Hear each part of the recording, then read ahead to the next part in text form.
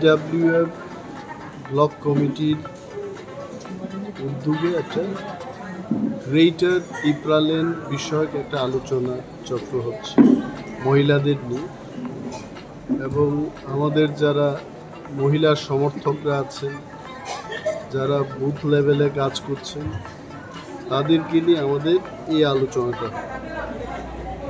এবং আলোচনায় বিশেষ করে আগামী বিধানসভা নির্বাচন মহিলাদের কি ভূমিকা থাকবে এবং তিপ্রাসাদের উন্নয়নে আমাদের কি কি কাজ করতে হবে, সংগ্রামী মহিলাদের আরও চাঙ্গা করে তোলার লক্ষ্যে আজকে আমাদের এই হলসভা, এবং এখান থেকে আমরা নির্বাচনের কাজের প্রস্তুতি শুরু করে দিয়েছি।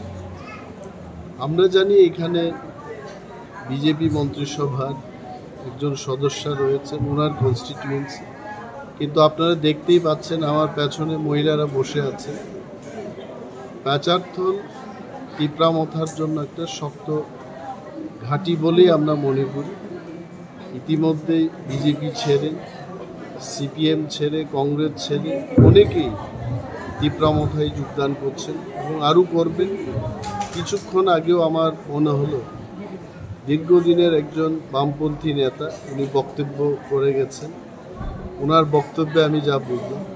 তো এভাবে আপনারা দেখবেন যে সমগ্র প্যাচারথল এলাকায় মানুষের মুখে একটিই কথা যে তিপ্রামথাকে জয়লাভ করাতে হবে, গ্রেটার তিপ্রা লেনকে নিয়ে আসতে হবে। এবং এমডিসি ধীরেন্দ্র দেববর্মা আছেন, আমি আসলাম এখানে, যিনি এই সভার পরিচালনার দায়িত্বে আছেন, উনি সুপর্ণা খিসা, উনি এটা করেছেন, ওনাকে আমরা ধন্যবাদ জানাচ্ছি। আগামীতে সামনে যে বিধানসভা নির্বাচন ত্রিপুরা, তাতে কি আপনারা কি সমতল পাহাড় বলে কিছু মহারাজা ইতিমধ্যেই বলেছে, যেখানেই মানুষ চাইবে সেখানেই আমরা লড়াই করি। এই দলটা হচ্ছে মানুষের, সাধারণ মানুষ থেকে উঠে আসছে এই দল, এবং দলের নেতৃত্ব দিচ্ছেন আমাদের মহারাজ। ওনার কাছে সমতল এবং পাহাড় বলে কোনো কথা নেই, যেখানেই মানুষ চাইবে তাদের সাথে আমাদের লড়াই করতে হবে, আমরা করব।